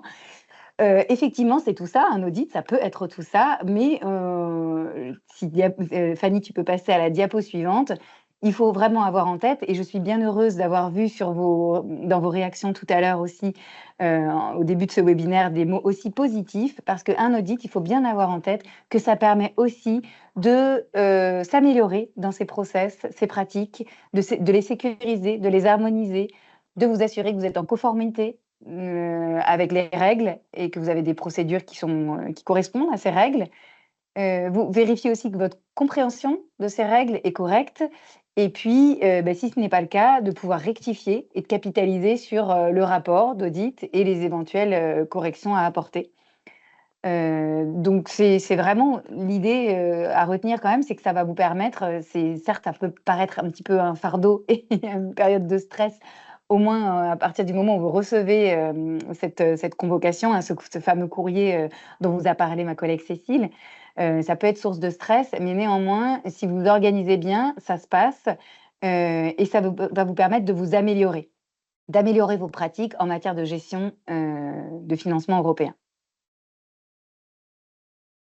Quelques petits conseils pour en venir aux conseils que nous pouvons vous partager, donc qui avaient été remontés par notre réseau RHE, hein, au mois de janvier. Je vais découper les quelques diapos que j'ai en plusieurs parties. D'abord, comment se préparer en amont, quelques conseils pour la période, pour l'audit en tant que tel, pour le moment de l'audit, et puis que faire après. Donc tout d'abord, si je commence par l'amont, d'abord, hein, faites un peu de yoga, respirez bien, ne paniquez pas, voilà, on souffle, ça se passe, vous allez voir, et ça se passe, il n'y a pas de raison que ça se passe mal ou hyper mal, généralement ça se passe bien. L'idée en amont, évidemment, c'est de bien connaître les règles. Alors, je ne vais pas faire notre propre promotion, hein, notre autopromotion, mais suivez les webinaires du PCN juridique et financier. Bon, voilà, je le fais.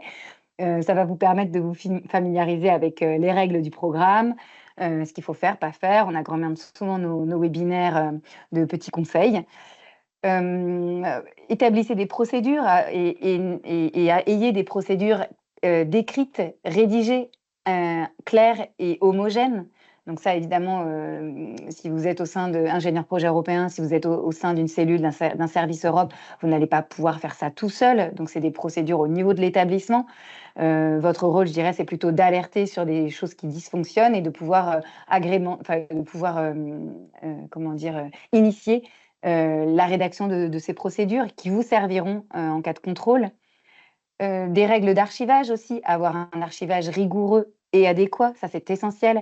Ça dépend de la manière dont vous êtes organisé dans vos entités, mais parfois, effectivement, on peut avoir un service qui va exécuter le budget et puis qui va archiver au fur et à mesure certaines choses d'une certaine manière, puis après on va avoir un autre service qui va assurer la justification et le reporting auprès de la Commission européenne, puis un autre service qui va monter le projet. Ça peut être très très différents et l'archivage peut être aussi varié et chacun va archiver en fonction de son périmètre, mais c'est bien d'avoir une procédure aussi harmonisée, de vous mettre d'accord entre services qui archivent quoi et d'avoir un process clair d'archivage en interne. Est-ce que c'est de l'archivage papier, numérique, etc. Organiser l'accueil des auditeurs, bon, ça a été dit par ma collègue, c'est bien d'avoir un référent identifié. Mais voilà, ce référent ne va pas être seul, il y a des équipes derrière et pouvoir constituer une équipe, qui va pouvoir être réactive, trouver les documents qu'il faut quand il le faut et cetera, c'est bien. Organiser l'accueil, c'est aussi très concrètement, où vous allez les quand ils viennent sur site, où vous allez les installer, qu'est-ce que vous leur proposez, qui les accueille, qui fait quoi et cetera. Donc bien préparer le dossier, en amont en vue de la visite, avertir les équipes, mobiliser les personnes idoines en interne et les motiver. Donc voilà, l'idée, c'est pas de communiquer du stress à tout le monde, c'est de pouvoir s'organiser au préalable pour dire comment on se répartit les tâches, qui, leur parle, qui, fait autre chose et prépare les papiers et cetera. Et puis, conseil, qui n'est pas inutile, je pense et qui est de briefer les chercheurs. Donc bien les briefer parce que, ils sont pas toujours au fait des procédures, de ce que vous avez décidé de dire, aux auditeurs et faut savoir qu'ils seront certainement, interrogés, en parallèle sans que forcément vous soyez là. Donc c'est bien de les briefer sur, ce qu'il faut dire et ne pas dire parce qu'il peut y avoir des petites, informations qui dérapent et qui sont, des petites informations qui ne devraient pas forcément être, transmises aux auditeurs et que vos chercheurs vont vont transmettre. Donc voilà, vous évidemment, mais cela va de soi, hein, être disponible sur le temps de l'audit et dans le suivi post-audit. Voilà, c'est sûr que ça demande du temps. Hem, voilà, les collègues vous l'ont dit, mais c'est des procédures souvent un peu longues. Il y a des rapports d'audit qui sont transmis, longtemps après, l'audit en lui-même. Voilà, il faut pouvoir assurer le suivi et s'organiser pour le post-audit aussi. Si je continue, que faire pendant? Sur les conseils, que faire pendant l'audit? Évidemment, impliquer les parties prenantes du projet, mais ça je vous l'ai dit, hein, c'est un travail collectif, donc c'est important que vous soyez plusieurs. Il y a une équipe audit, je dirais, à mobiliser pendant l'audit. Veiller à communiquer en français aussi, ça c'est souvent une remarque qui a été faite, par tous les collègues, tous nos RHE là qui ont subi ou vécu plutôt, des audits. Voilà, vous êtes, censés pouvoir vous exprimer dans votre langue maternelle, mais même si c'est pas la langue maternelle, vous pouvez avoir aussi tout un tas de services qui ne vont pas parler anglais. Donc, vous pouvez normalement, vous devez pouvoir communiquer en français pour expliquer vos règles, vos procédures et cetera. Toujours tracer les échanges avec les auditeurs et passer par l'écrit aussi avec des réponses écrites. Ne sautez pas sur, une demande urgente de l'auditeur qui va vous demander une réponse, la veille pour le lendemain. Prenez le temps de préparer les réponses, ne répondez pas dans la précipitation. Je dirais, voilà, mesurez vos propos, faites attention à ce que vous dites et malheureusement, hein, tout ce que vous pourrez dire, pourra, se retourner contre vous, un petit peu comme au tribunal. Donc soyez vigilants à ça, et prenez le temps de formaliser vos réponses de manière collective si besoin et le rendre par écrit pardon, aux auditeurs. Répondre bien à la question, là aussi, hein, ben, c'est un peu comme au tribunal, on vous pose une question, il faut répondre strictement à la question et pas, en brodant autour. S'assurer de la disponibilité des services supports évidemment, donc ce travail collectif dont je vous parlais. Avec tout un tas de services qui devront se mobiliser. Ayez aussi en tête que normalement, vous connaissez les règles et c'est vous qui maîtrisez votre sujet, vous connaissez le projet, donc n'hésitez pas à être assertif, les auditeurs peuvent se tromper et on a, régulièrement des cas où on entend des collègues qui disent, dans les établissements, «Mais finalement, j'ai dû expliquer les règles de calcul des coûts de personnel à l'auditeur à qui je m'adressais». Bon, ben oui, ils peuvent se tromper, ils connaissent pas forcément les règles dans le détail ou parfois ils ont mal compris les règles aussi. Donc à vous de pouvoir, aussi, dire: Nous, notre compréhension, c'est celle-ci» et voilà et appui, du PCF juridique et financier si besoin, bien entendu. Et puis effectuer un suivi et une traçabilité précise, un suivi précis des pièces transmises aussi. Ils vont vous demander tout un tas de pièces à différents moments, souvent dans l'urgence, malheureusement, c'est ce qu'on entend dire. Donc, notez tout ce que vous leur transmettez et à quel moment vous leur transmettez. Avoir ce suivi va vous faciliter la tâche, et ça vous évitera de vous emmêler les pinceaux aussi. Voilà. Si je continue, Fanny, et j'arrive à ma dernière diapo, que faire après? Eh bien, améliorer ses process. Ça, c'est ce que je vous ai dit tout à l'heure déjà, hein. Ça va permettre d'améliorer vos pratiques, d'améliorer votre organisation. Comment organiser, réorganiser l'archivage, qu'est-ce qui a pêché, qu'est-ce qu'on pourrait mieux faire, voire carrément adopter de nouvelles méthodes. Peut-être que finalement, la méthodologie que vous aviez adoptée ou les process ne convenaient pas. Donc, il faut les revoir. Et là, c'est vraiment une amélioration, c'est un point positif. Donc, ça vous permettra de vous mettre en conformité par rapport à l'audit et aux préconisations de l'audit. Et évidemment, ça, c'est des éléments qui seront contrôlés lors de l'audit suivant. Donc, quelque part, ça n'en sera que plus facile pour l'audit, le prochain audit que vous pourrez avoir.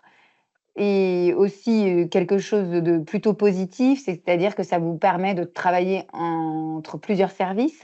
Donc, ça va améliorer votre compréhension, la compréhension du travail de chacun, et ça va améliorer vos relations.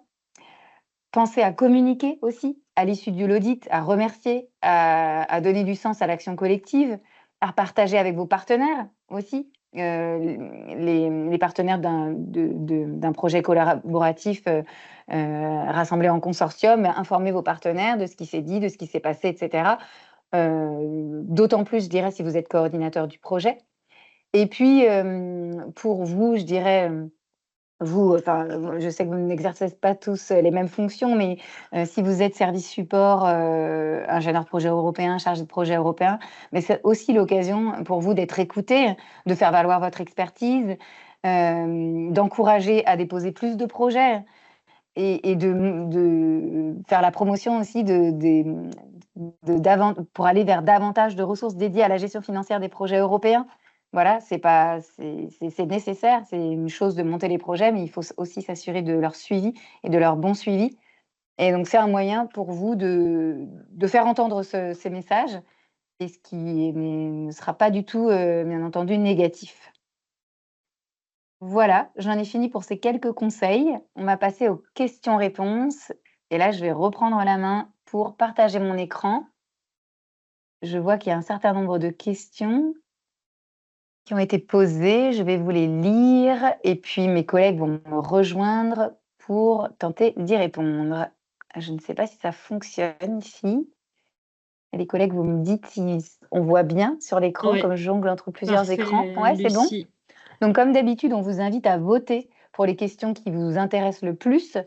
Voilà, il est 15h25, on a un petit peu de temps pour les traiter. Avec un peu de chance, on pourra toutes les traiter. Mais n'hésitez pas à mettre des petits likes dans Slido. Et on va commencer par les questions qui ont obtenu le plus de suffrages. Et donc, je commence. Il faut que j'appuie sur la surbrillance. Voilà, ça y est. Donc, première question, je vous lis et je partage avec les collègues. On a entendu à un moment qu'avec les lump sum, il n'y aurait plus d'audit. C'est vrai, mais plus d'audit financier. Attention, je ne sais pas si les collègues, vous voulez compléter, plus d'audit financier. Et ça, c'est vrai. Vous n'aurez pas finalement ce sur quoi on a mis majoritairement l'accent aujourd'hui, c'est le CFS et puis effectivement les audits financiers.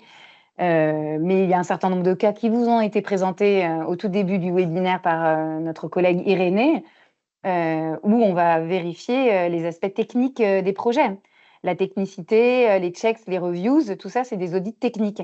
Et en plus de ça, vous pouvez avoir des audits inopinés sur les aspects techniques dans le cadre des projets financés en lump sum, comme c'est le cas des projets financés en coût unitaire. Pour les projets Marie Curie, pour ceux qui connaissent, en particulier les post-doctoral fellowship ou les doctoral networks, vous n'aurez pas d'audit financier dans la mesure où il y a un coût unitaire qui est déterminé par la Commission européenne, qui est multiplié ensuite par un nombre de personnes mois. Que viendra contrôler la Commission, c'est que, OK, vous avez bien versé ce coût unitaire à l'agent qui est concerné, d'une part, mais d'autre part que le travail a bien été effectué. Et c'est surtout ça qui est contrôlé. Je ne sais pas si vous voulez compléter, hein, Fanny. Peut-être Oui, juste dire, Lucie. parce que Pardon, non, mais et puis tu finiras, Irénée, mais parce que je pense que c'était plus une remarque, je pense, qu'une question, parce que Irénée a été assez claire tout à l'heure, enfin, à mon avis. Et, et en fait, à chaque fois qu'on voit des annotations apparaître, des choses, on repose la question à la Commission européenne et à chaque fois on nous dit effectivement ce que tu viens de dire, hein, de toute façon, Lucie, c'est-à-dire qu'il n'y a pas d'audit financier à proprement parler qui sont prévus dans le cadre des financements par somme forfaitaire, à savoir donc les lump sum. Voilà, donc ça, voilà, je sais que vous pouvez voir des choses, nous aussi on les voit, on pose à chaque fois la question et à chaque fois, Ulrich Gensel, qui est la personne que vous voyez, hein, dans les webinaires de la Commission européenne, intervient en nous répondant la même chose à nous et aussi dans les webinaires grand public. Donc n'hésitez pas, si vous avez des doutes, à en faire part, si vous voulez participer au prochain webinaire de la CE sur le sujet. Voilà, mais on essaie de faire au mieux et on comprend en même temps vos craintes. Voilà. Je ne sais pas si je voulais conclure, rajouter quelque chose, Irénée. Oui, non, c'était juste pour dire, parce que je pense que cette remarque a été faite en lien, c'est que j'avais présenté Oui, tout à fait, la c'était au moment où slide, tu ouais. présentais, ouais, tout à fait. Ouais, et pour rassurer, dans le sens que c'est bien spécifié que c'est juste pour des fins statistiques, il n'y a pas de contrôle mené par la commission pour vraiment vérifier les coûts réels et éventuellement modifier la contribution. Ça, c'est spécifié à l'intérieur de la notation. Après, comme Fanny disait, nous aussi, on était étonnés parce qu'on ne s'attendait pas à voir cette annotation, mais c'est clairement mentionné que ils ne peuvent pas découler des conséquences financières, même si les coûts qui sont vérifiés par la commission sont plus bas par rapport à la contribution qui a été allouée. Ok, merci Irénée. Donc il y aura pas non plus d'extrapolation, enfin, il n'y a pas de risque d'erreur systémique détectée, enfin, on n'est pas du tout là-dedans. Donc bon, j'espère que ce qui vous a été dit vous rassure. Je passe à la prochaine question. C'est bon, Cécile, Irénée, Fanny? Oui, c'est bon. Alors, je vois qu'il y a une question qui a obtenu 13 votes. Que se passe-t-il si des coûts inéligibles ou des mauvaises pratiques sont relevés lors du CFS? Comment et quand les corriger? Je ne sais pas si vous voulez répondre. Je la mets en surbrillance. Je peux peut-être commencer. Vas-y. Vas-y, je t'en prie, Cécile. Alors, dans la difficulté qu'il y a, c'est que le CFS, il est dû à la fin du projet uniquement. Et que, par conséquent, s'il y a des mauvaises pratiques qui sont relevées, potentiellement, vous n'avez pas de période supplémentaire pour corriger. Néanmoins, le CFS, il n'est fourni que avec le rapport financier final. Donc, s'il y a des mauvaises pratiques, des choses qui sont corrigeables, qui ont été relevées dans le cadre du CFS, vous avez la possibilité d'effectuer des ajustements d'une période sur une autre. Et au final, si les corrections ne sont pas faites, l'auditeur peut mentionner ces coûts en ce qui s'appelle en exception, et c'est la commission qui décidera si elle paye ou elle ne paye pas ces coûts-là. En général, la commission ne paye pas les coûts qui sont mentionnés en exception dans un CFS. Si vous voulez ajouter d'autres points, peut-être. C'est bon pour moi, merci Cécile. Ouais. Moi, j'avais juste, tu sais, un bémol sur les mauvaises pratiques. Parce que pour moi, ce qu'on disait quand on préparait le webinaire, c'est que le CFS, c'est vraiment, c'est pas quelque chose de superficiel, mais on va regarder l'éligibilité des coûts. Mais en fait, on va pas vraiment dans le détail regarder les pratiques, en fait. Vous voyez? C'est pour ça que c'est vrai, c'est pas un audit à proprement parler. Après, oui, les coûts inéligibles, ça tu as répondu à l'instant, Cécile, là-dessus. Donc voilà, donc c'est vrai que parfois le CFS Je dirais plutôt à l'inverse. Alors, du coup, inéligible, oui, mais c'est pas le rôle à ce moment-là du cabinet de relever des mauvaises pratiques. Et vous voyez, les réponses que j'évoquais, le oui, non, na, enfin, ça limite le champ. Ça va être les mauvaises pratiques, c'est vraiment plutôt sur les pratiques comptables habituelles et tout, mais on va pas. Il y a pas mal de choses finalement qui ne sont pas contrôlées à ce moment-là non plus. Il faut que vous ayez conscience aussi de ça. Voilà. Et d'ailleurs, parce que je sais que dans le passé, j'ai eu pas mal de remarques, de réflexions de personnes qui avaient eu des CFS où il y avait aucune remarque, c'était très bien, et après ils avaient des audits et ça faisait mal. Et après les gens m'ont dit ah mais comment ça se fait, on a fourni un CFS, et j'ai dit attention, c'est pas du tout la même manière de contrôler, et c'est pas un audit en soi. Donc voilà, c'était voilà, pour vous expliquer ça. Merci à toutes les deux pour ces précisions. Prochaine question, pour ceux ayant réalisé un CFS par un cabinet externe, pourriez-vous nous donner le coût moyen d'un CFS? Ça peut être variable en fait. Alors, ouais, c'est un peu variable. compliqué à notre niveau de dire C'est quoi une que ce bonne soit question là-dessus. parce Mais c'est une bonne qu'effectivement, question. c'est bien d'avoir une estimation un peu bonne. Je sais pas, moi, je dirais, je tente un truc, les collègues, mais je sais pas, entre 5 et 10 000 euros. Mais d'après ce que j'entends le plus souvent en ce moment, Oui, c'est ce que j'aurais dit aussi. Moi, un coût moyen, c'est- entre 5 et 10 000, moi j'aurais dit 5-6 000 même, 5-8 000. Bon, Oui, je suis mais d'accord. Bah, après, ça va dépendre de c'est la ça durée du projet et du montant des dépenses aussi. auditées. Je pense qu'il y a pas mal c'est d'éléments ça. variables. C'est ça, il y a Euh, il y a de la variable. Ouais. Alors, il y a une personne là qui indique entre 17 et 22 000 euros. Eh ben, c'est l'inflation. C'est pas les audits que j'ai connus, les CFS que j'ai connus, mais bon, effectivement, mais on entend des oui, montants assez élevés parfois, hein. parfois, oui, ouais. Mais c'est pour ça que c'est pas évident. Si vous voulez, on comprend que vous vouliez Oui. avoir une estimation et savoir ce que vous allez budgéter. Et c'est en même temps pas toujours facile de vous donner une estimation, une période. Oui, Alors, quelqu'un dit que KPMG, une période de reporting de 18 mois, c'est 1 500 euros. Et c'est vrai 1500 €. qu'après, vous multipliez par le nombre de périodes. C'est pour ça que moi, c'est vrai que j'avais une espèce de limite. Alors, peut-être qu'il faut la relever à 5-6 000, comme tu disais, Lucie. Ouais.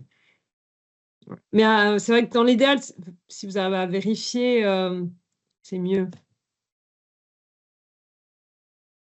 Faut Alors peut-être je faire jouer la continue. concurrence aussi, hein. Oui, tout à fait, Bien oui, il ne faut sûr, pas mais bien hésiter, ouais, sûr. tout à Oui, oui, fait. oui, pour moi, Tout à fait. c'est une bonne pratique de pouvoir récolter plusieurs devis au Ouais, moins. Oui, ouais. tout à fait. Alors, prochaine question, pour les justificatifs de mission, billets, etc., les originaux sont-ils vraiment nécessaires si tout est scanné et déjà classé? Certains billets perdent leur encre avec le temps et deviennent illisibles.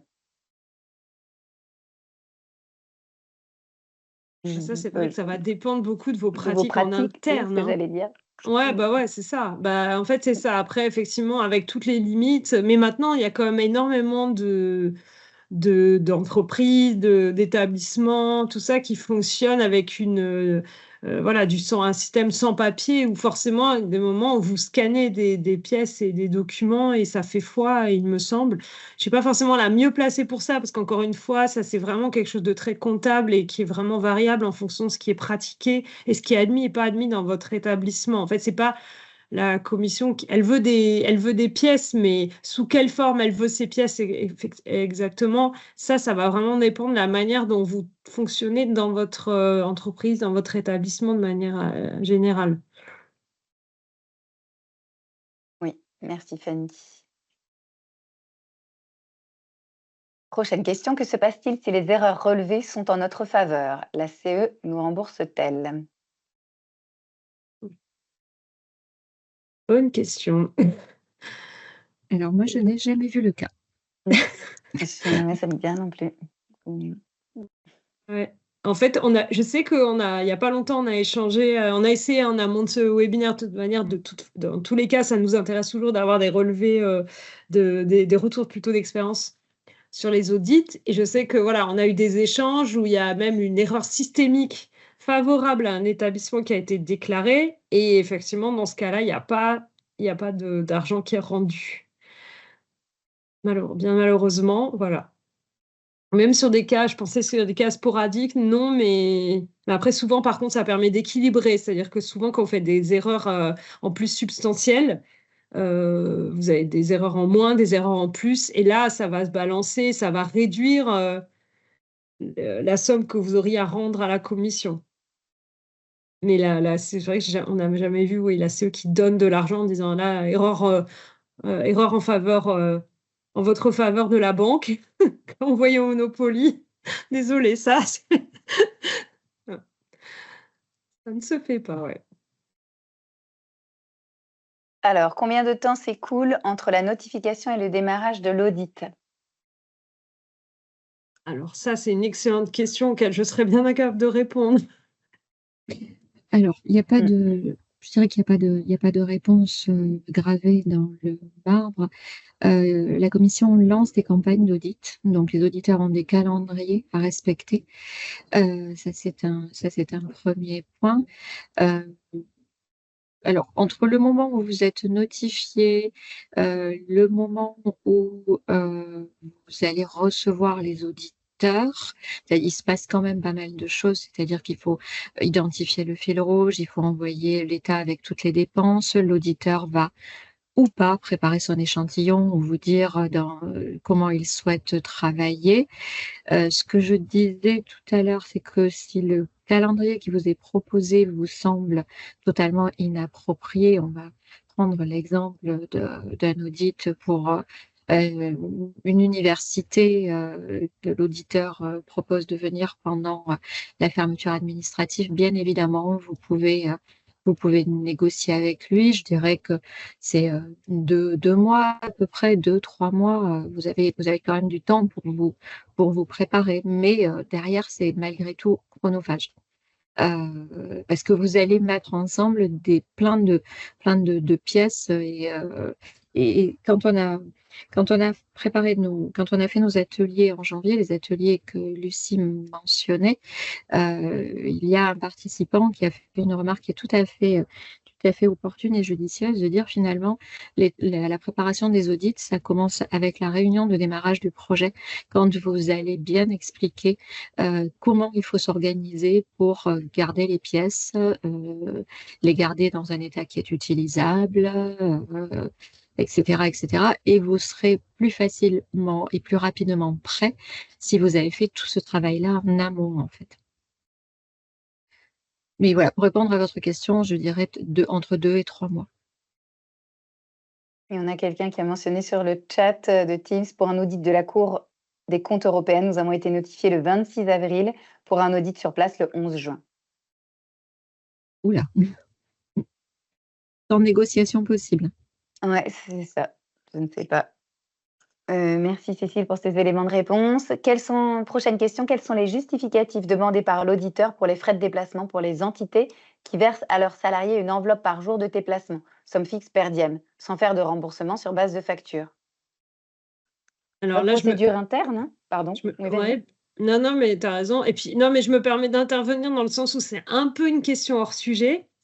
Parce que comme on l'avait dit tout à l'heure, si on en reste sur, voilà, vraiment sur le sujet, voilà, là, vous touchez à l'éligibilité des coûts et chose qu'on a déjà abordée dans un webinaire. Et d'ailleurs, on va très bientôt, on va en faire la pub à la fin. On va refaire un webinaire sur les autres coûts directs. Donc, je ne sais pas ce que vous en pensez, les collègues, mais je pense que là, on dépasse le cadre du sujet du jour. Oui, je voulais dire la même chose en fait, qu'on a un webinaire Voilà.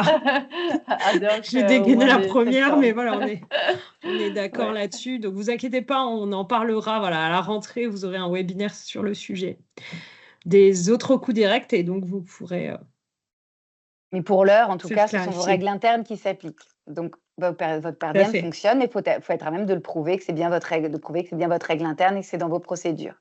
Oui. Voilà, je passe. On s'attarde pas plus que ça Très bien. dessus. Le CFS est-il bien également obligatoire sur les ERC qui dépassent donc forcément le seuil de 430 000 €? La réponse est oui. Les Oui. règles sont exactement les mêmes dans le cadre des Tout à fait. ERC. Voilà, donc oui, effectivement. L'agent comptable de l'université peut-il réaliser lui-même l'audit? Là aussi, hein, je me lance, mais bon, oui, la réponse est oui, dans la mesure où il est indépendant de l'ordonnateur. Pas l'audit. Alors, pas l'audit, mais voilà, Ah le oui, pardon, le CFS. CFS. Ouais, mais Voilà. Mais je pense qu'effectivement, tu as raison, je Lucie. pense que la question voulait c'est ce que la dire l'audit, personne mais peut-être pas, sous-entendait. mais oui, j'imagine, oui, vous Voilà. avez raison. Mais c'est vrai qu'il bien faut parler de préciser. préciser. Ouais, il s'agit du CFS. Donc oui, il peut, réaliser lui-même le CFS. Dans le cas d'une prestation facturée en interne ou par une filiale, est-ce qu'une preuve de mise en concurrence est nécessaire? S'il s'agit de facturation interne, non, pour moi. Mais là aussi, ce n'est pas dans le cadre de ce webinaire. La question est un petit peu hors sujet. On peut vous renvoyer à notre webinaire sur les autres coûts directs. L'ancien webinaire sur les autres coûts directs et notre prochain qui aura lieu en septembre, qui traitera de tous ces coûts. Tu sais, après, je pense que la personne, comme on parlait de choses, enfin, d'un CFS qui peut être établi en interne, c'est pour ça que la personne, Tu penses que c'est ça? est allée sur ce terrain-là et a posé la question. Voilà, mais non, de toute façon, tu l'as dit, par définition, quand c'est en interne, il n'y a pas de mise en concurrence par définition. C'est du moment où vous vous adressez à des entreprises, des cabinets externes, que ça va être le cas et que de toute façon, il faut toujours le faire dans le public en France, où dès que vous dépensez de l'argent public du coup dans les projets européens, on vous demande toujours de faire une mise en concurrence dès le premier euro. Après, on est d'accord, voilà, il y a des choses de manière pragmatique, vous faites plus ou moins, mais c'est toujours une bonne pratique et ça peut vous faire baisser le coût du CFS à établir en l'occurrence. Voilà. Attention, après, si c'est une filiale, pas faire de mélange des genres. Voilà. Merci Fanny. Si un bénéficiaire est audité et doit restituer les fonds du projet à la CE, cela n'affecte que lui et non les autres bénéficiaires, n'est-ce pas? Tout à fait. C'est vraiment chacun qui voit midi à sa porte et je le dis souvent quand on pose des questions sur les reporting, voilà, chacun est responsable du coup de son budget, des coûts qu'il déclare à la commission et du coup des conséquences qui en découlent. Voilà. Donc après, il y a un système de versement qui se fait via le coordinateur qui fait la banque, qui redistribue l'argent. Mais voilà, en termes de c'est bien son argent ou pas son argent, par bénéficiaire que ça se passe. Merci Fanny. Pour le rapport du praticien et les 119 mois de contrôle, il s'agit d'une maquette de l'UE avec les questions déjà préposées. Tout à fait, oui. Le modèle là, de CFS, si vous cliquez quand vous aurez le support, vous verrez, donc il y a d'abord la term of reference et ensuite, en fait, c'est un tableau. C'est un tableau en format paysage avec tous les points de contrôle classés par sujet, par type de dépenses. Donc, vous retrouvez les différentes catégories de dépenses. Donc, allez voir ce que ça donne. N'attendez pas. Même si vous n'avez pas de CFS, ça peut être intéressant. Merci Fanny. Si un bénéficiaire 300 000 euros, plus tierce partie 300 000 euros, un total de 600 000 euros, faut-il un CFS pour chaque entité? Alors là, non, dans cet exemple, non, pour illustrer ce que je disais tout à l'heure, parce que chacune individuellement n'atteint pas 340 000 euros. Donc là, il faut 0 CFS, ni pour le bénéficiaire, ni pour sa tierce partie. Enfin, pour son entité affiliée. Parce que je pense que c'est ce que vous sous-entendez. Merci Fanny.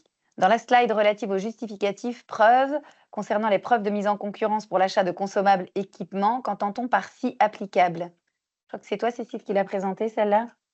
Oui, si c'est la règle du bénéficiaire, on revient toujours à la règle du bénéficiaire et à la loi nationale. Et voilà. Merci Cécile pour cette réponse. Le délai total, audit plus aller-retour, tout cela doit se faire durant les 60 jours de déclaration du dernier reporting.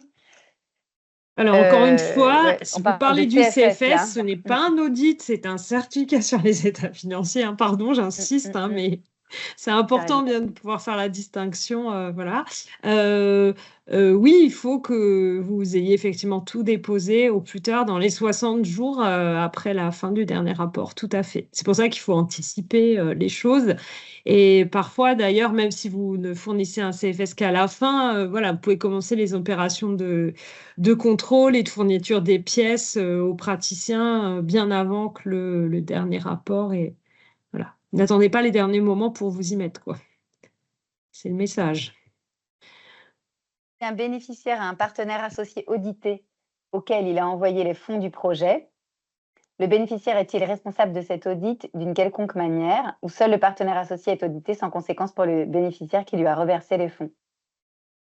Alors, déjà, il y a quelque chose qui me dérange dans votre question, c'est un partenaire associé ne reçoit pas d'argent de la Commission européenne, en Ouais, fait. mais est-ce que c'est pas une entité affiliée? Là, il y a confusion avec entité Ouais, affiliée? Peut-être, c'est plutôt ça, ouais. Ouais. tu as raison. Mais l'entité affiliée va être responsable de son propre budget et le bénéficiaire auquel elle est rattachée, lui, va être responsable de son budget. Le fait qu'il y a reversement, ça ne regarde pas la commission, mais enfin, a priori, il n'y a pas de conséquences pour le bénéficiaire. Si on parle bien d'entité affiliée, hein. Mais mes collègues ont raison, un partenaire associé n'aura pas de financement de la CE de toute façon. Donc là, on parle d'autre chose.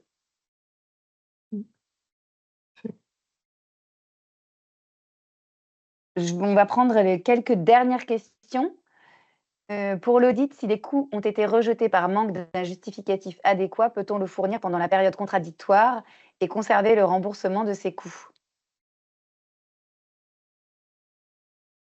Là, on parle bien d'audit et pas de CFS, de ce que Oui. je comprends. Je comprends pas qu'on peut conserver le remboursement de ces coûts. Là, je suis un peu perdue dans la question. En fait, la période contradictoire permet de répondre aux remarques des auditeurs. Donc, si vous avez des éléments complémentaires à fournir, vous pouvez les fournir, bien évidemment. Je ne sais pas ce qui fait que vous n'auriez pas fourni le justificatif pendant l'audit en lui-même, mais pourquoi pas, hein, voilà, vous avez retrouvé un élément spécifique. Encore faut-il que l'auditeur accepte cet élément complémentaire que vous avez fourni. Et s'il accepte l'élément complémentaire, il peut revenir effectivement sur la remarque qu'il a faite.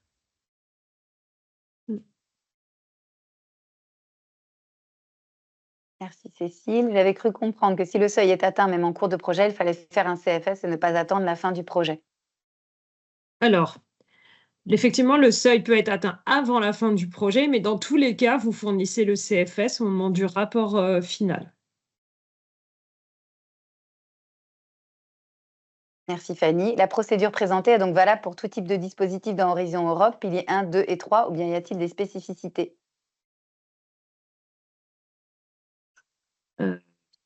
Oui, du moment que vous êtes comme on l'a dit, pas en montant forfaitaire. Donc l'exception, je pourrais dire, c'est dans le pilier 1, ce sont les actions Marie Sklodowska-Curie, qui en grande majorité, sauf un instrument spécifique, je crois si j'oublie rien, la nuit des chercheurs, qui mais du coup est en somme forfaitaire, de toute façon en lump sum, et les autres sont en montant forfaitaire, et donc ils ne sont pas Coût concernés. unitaire.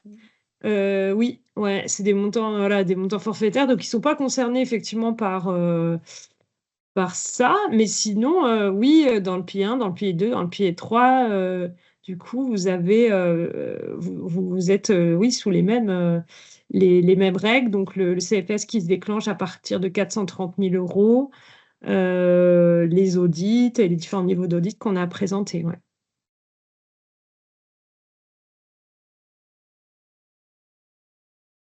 Peut-être une dernière question. Je ne sais pas ce que vous en pensez, les collègues. En cas d'audit, c'est bien locaux, audit contact désigné sur le portail le Funding and Tenders Portal par le LIR, qui sera contacté au niveau du bénéficiaire. Oui. Oui, c'est un C'est nouveau ça? rôle qui a été créé par la commission. Et s'il n'y en a pas, c'est le LIR de toute façon qui a l'info, qui aura l'info. C'est pas une obligation de mémoire. L'obligation de désigner un audit contact, non, Oui, je pense que voilà, c'est Non. pas c'est ça. une obligation. Alors ça dépend de l'organisation. Alors je sais plus si c'est le LIR ou si c'est Le financial Le signatories. L-Sign et le L-Sign qui reçoivent ça, à vérifier peut-être. Ouais, j'avais en tête que c'était le Vérifier. lire, moi, mais peut-être que pareil, Mm. je ne serais pas sûre à 100%. Mm. Je ne sais pas combien il en reste, les collègues, parce que je n'ai pas la vision là-dessus, parce que s'il en reste 3, on les prend, hein. Qu'est-ce que vous en pensez? Alors, tu veux que je regarde? Attends. Oui, s'il vous plaît, pardon. Pardon, je regarde s'il y a beaucoup de questions. Il y a encore un certain nombre de questions, ouais. Bon, Bon, prends-en quelques-unes et j'en puis... prends encore, ouais.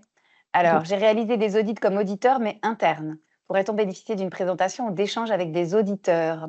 Je pense important de comprendre les méthodes de travail et outils à disposition des auditeurs. Cela permettra de mieux apprécier et de ne pas subir un audit, selon moi. Je sais pas, peut-être qu'on peut renvoyer. Alors, on imagine que vous avez fait un CFS, c'est ça? Vous avez réalisé des CFS ouais, au je sein de pense votre que c'est entité, ça. voilà, c'est ça. Hem,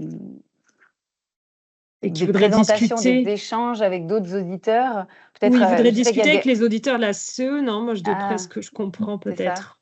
Mmh. Après, sachez d'ailleurs, on va en parler, c'est pour ça que Lucie, elle veut terminer pour avoir le temps de présenter les ressources. Je sais pas si on l'a indiqué dans nos ressources, mais demain, il y a un webinaire qui est fait par la Commission européenne sur le sujet mais c'est sur le CFS. Voilà. Après, c'est une requête qu'on peut porter, hein, mais Après les je agents sais pas. comptables des établissements, en tout cas des établissements d'enseignement supérieur sont travaillent en réseau, ça, je le sais, et donc il y a aussi la possibilité d'échanger avec d'autres agents comptables. Ça dépend quelle est l'entité de la personne qui a posé la question, mais voilà, je pense qu'il faut s'appuyer sur son réseau pour essayer d'identifier des gens qui font des personnes qui feraient la même chose aussi et qui auraient déjà été amenées à expertiser des certificats sur les états financiers. Oui. Effectivement, les ressources de la CE aussi, comme Fanny l'indique. Dans le cadre d'un audit financier, les auditeurs peuvent-ils interroger l'opportunité de réaliser une dépense?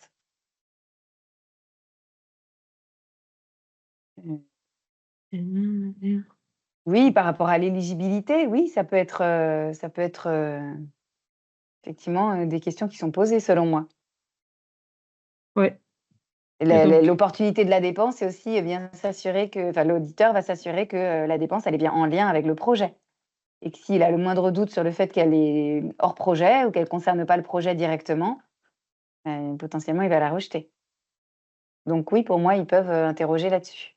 mm. Je ne sais pas si vous voulez compléter.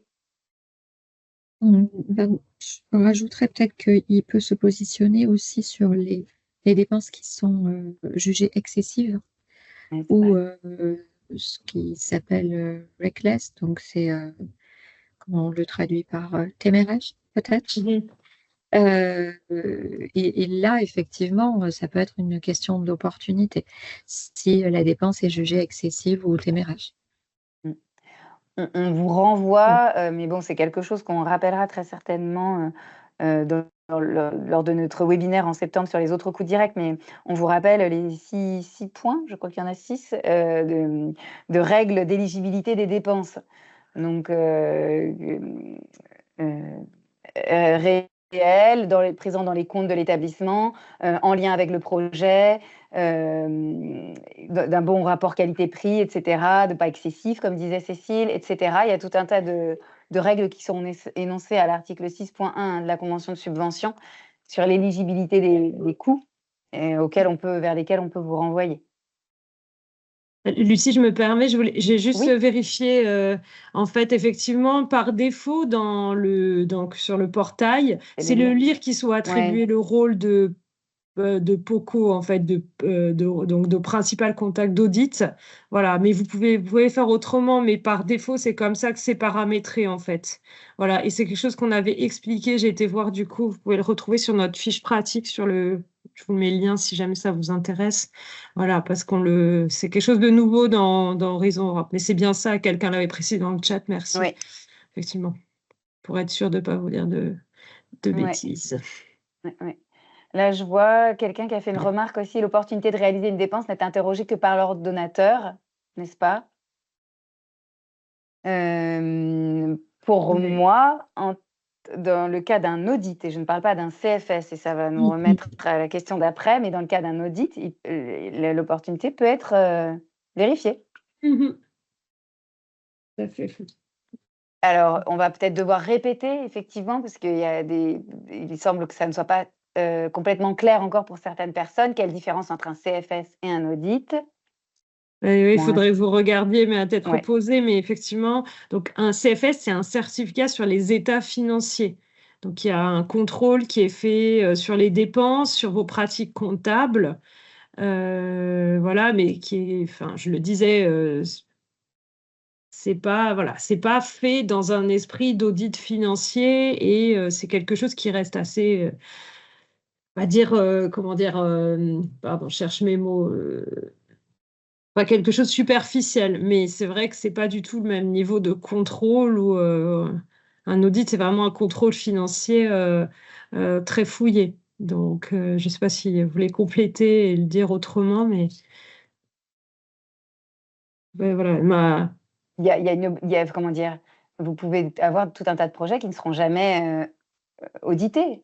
Votre oui, établissement pourra ne jamais être audité. oui, Or, le oui CFS est obligatoire, tout à aussi, fait. ouais. Ah oui, ça a été Du ajouté par moment qu'on quelqu'un. passe le seuil de 430 000 C'est euros, ça. oui, c'est vrai aussi. Les audits, c'est quelque chose d'aléatoire et qui peut tomber à tout moment, mais oui, ça fait aussi la distinction. Regardez les slides à tête reposée, mais j'espère que ça sera plus clair après. Oui, on va vous envoyer le lien sur le chat Oui, on vers vous le donne webinaire ça. de la commission.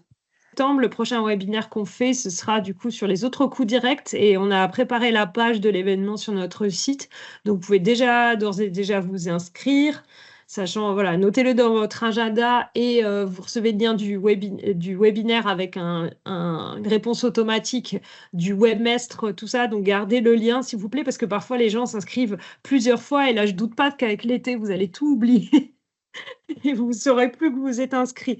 Alors là, je ne sais pas pourquoi cette version. Ah oui, Lucie, mais c'est pas grave, la version finale qu'on a, le lien sera cliquable à inscription et Oui. les gens pourront s'enregistrer. Vous le trouvez sur notre site. Voilà. Donc, si vous voulez vous inscrire maintenant et noter dans vos tablettes, comme ça, c'est déjà possible depuis ce matin. Voilà. Si tu voulais donner d'autres ressources. Oui, et après, je ne sais Bon. pas pourquoi